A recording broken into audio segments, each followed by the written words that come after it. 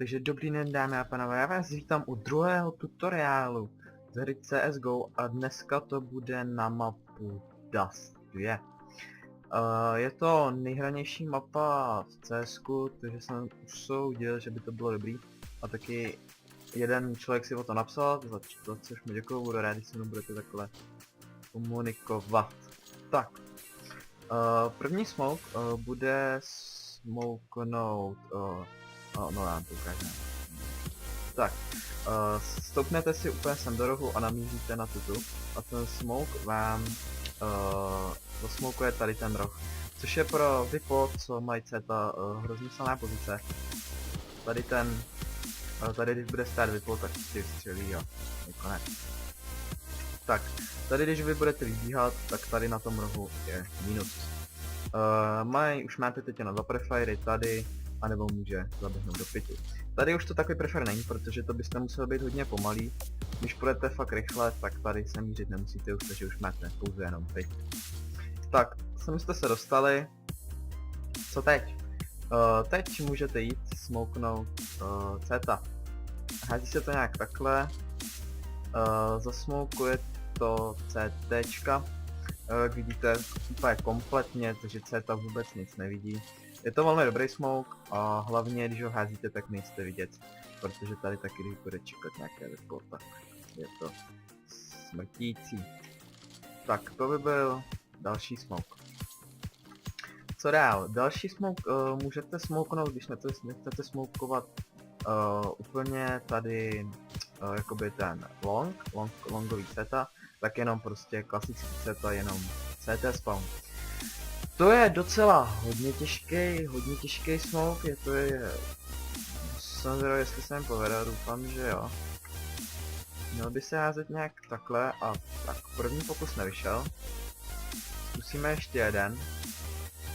Měl by být ten kurzor někde takhle tady, takhle a takhle vyskočit, jo, teď to bude on. Který vám vlastně dopadne sem a zasmoukuje vám to kompletně CETA. Tak, to bychom měli long. Co se týče nějaký flash, tak třeba dobrý flash je takhle si namířit na tu druhou jakoby pásku, ale musíte takhle tady, aby byl vidět ten barel a čupnete si, hodíte a tady ten flash, který vám vlastně spadne sem do těchto míst, spadne sem, tak zaflashuje jak long, tak i CT, kdo by šel. Je to hodně dobrý flash. Vy tady, když hodíte ten flash, no. Vyhodíte ten flash, vyjdete, můžete se podívat, zastřelit. Je to hodně výhodný flash. Tak, to bychom měli k longu. Teď se podíváme na short. Na shortu to je takový, na shortu tady se, co osobně znám, tak jsou pouze 2 smoky. A je to úplně na to samé. Jak vidíte ten granát, tak tady je takový růžek a tam si s tím granátem namíříte, takhle, minimálně, a jenom hodíte. Ten granát se tady odrazí a zasmoukuje kompletně celý CTčka. Tak. Je to hodně dobrý smoke, když víte, že jeden byl na midu, viděli jste ho na shortu, tady jste ho viděli, takže smoknete a ten je odmítnutý. A vy už vlastně kryjete jenom takhle nemusíte si dívat dolů. Úplně to samé se dá udělat, zasmokovat i druhým způsobem, a to je tady, jak končí kopule a tohle, tak tam jenom pouze takhle namíříte, hodíte a vlastně ten smoke dělá to samý. Jo, jak můžete vidět, je to zasmokovaný. Kdybyste chtěli smoknout plant, to je takový, to je prostě random, to můžete jít, hodit to tam takhle, jo, a je to smokují, to jsou prostě random smoky tohle. Nacvičený to nemám tady na ten plant, ono se to ani moc, jako je to výhodný, že nemůže kempit tady za tou bednou, což je hodně silná pozice, že jo. A sem vám už taky nepůjde, protože tady máte vy prefire. Takže už může být jenom tady, nebo tady dole, což je taky dobrý, ale říkám, jsou to random smoky tohle. Tak, to bychom měli Ačku. Co se týká midu, tak na midu tady se dá smouknout pouze taky CTčka, protože tady většinou taky, že jo, CT čekají, když vyběhnete, vás tady zastřelí. To je hodně jednoduchý smoke, přijdete, naběhnete, namíříte kurzorem na dozorem teda na hodítku a hodíte, nic víc. Ten smoke vám krásně zasmokuje celý CT a ten CT tady je odříznut. Dá se to taky spojit s flashem, hodíte smoke, byl tady jeden, ale ještě můžu čekat tady jeden, že jo. Tak, když jste třeba v týmu, tak můžete hodit smoke, jeden flash, druhý flash a jít, že jo. A tady ten, co bouchnul někde tady, ten flash, tak když čekal tady takhle, když čekám tady, tak ten flash mi prostě za toho a já jsem permanentní flashy a vy už nám vyběhnete a zastřelíte, což je velmi dobrý. Tak, to bychom měli k midu. Tak, co se týká Bčka, tak na Bčku já osobně používám pouze jeden smoke a potom jenom flashe a ten smoke používám při rushování do Tčka a to je, že ten dopadne tak nějak sem, aby vám odřízl tady, co je na hajzlu, nebo je za autem, nebo jak říkáte, a dveře. Prakticky okno, aby mohl být jenom tam. Tak, vy si stoupnete tak, aby ten granát byl zhruba uprostřed bedny. Ale abyste zase nebyli vidět tam. A namíříte si takhle na tu modrou čáru a prostě jenom hodíte. Jo?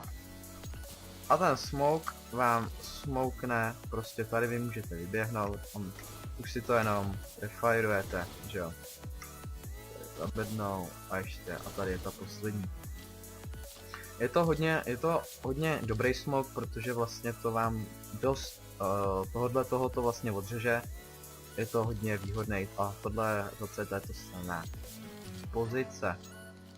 Tak, flashe asi tady ukazovat nemusím, ale tak úplně jednoduše jdete, hodíte, otočíte a jdete. Bouchne tady, bouchne jak flashne, tak tady toho, tak vlastně flashne kohokoliv při rushi na B. Tak. Potom je tady jeden flash, tak můžete ho hodit klasicky přes dvojklik, jak přes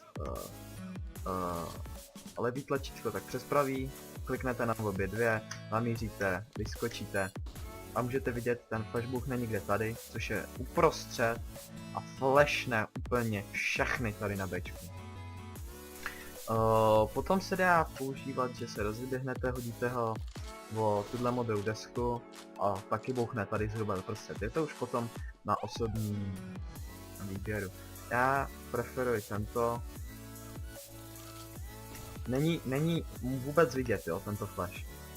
Klasicky, tady je takový hrbolek, je teda dost těžký, já jsem se učil docela dlouho. Tady se rozeběhnete proti tomu vrcholku, hodíte, ten flash vyletí a flashne tady toho, tamhle toho, všechny flashne. Tenhle ten flash používám výhradně já, neříkám, že ho mám na něj. že na něj mám, no nebo takhle se dá taky hodit, ale ten je už slyšet a vidět. Tenhle se mi nepoved, no ale prostě 5 ze 4 se mi povede. Musíte mířit tady do té mezery, sjet si, rozeběhnout se, hodit a je tam, prostě flashne, všechny. Je to těžký smoke, pak říkám, musíte se ho naučit. No prostě to je nejjednodušší, hodit, vyskočit, zdar, smoke. A nebo tady o tu modrou desku. Tak, už tak nějak nic jiného mi tady na dostu nenapadá. Vůbec nic. Flash. Čus. A nějak to tady držet, to Bčko, to by se mohl jenom tak. Rozhodně důležitý je, když už sem přijdete na ten site, máte to rushlý, za ty Tčka, tak hrozně důležité je si smouknout prostě dveře. To okno už se tak nějak pokryt dá, ale ty dveře to je svinstvo. Potom už se jenom kryjete okno a když jste za tečka, máte to rašlí, tak vám nedoporučuji stát tady, protože tady jste jakoby moc to. Ale vy ho překvapíte svou chytrostí a půjdete a vstoupnete si kamkoliv sem, protože tady on vás nebude čekat. Sem, nebo i tady on vás vůbec nebude čekat. To byla jenom taková malá vsuvka ke konci. Doufám, že se vám to video líbilo, že jsem vám malinko pomohl. A budu rád za lajky, komentáře, že to budete sdílet to video. A kdybyste cokoliv potřebovali, můžete mi napsat i do zpráv, pod video a tak nějak to je všechno. Co se týče Steamu, kdybyste si mě chtěli přidat, tak máte to v popisku videa. Na Twitchi občas streamu, tak se taky můžete přijít podívat. Tak, to by bylo pro dnešní díl všechno, já vám děkuji za shlédnutí a doufám, že se uvidíme někdy příště. Čus čus.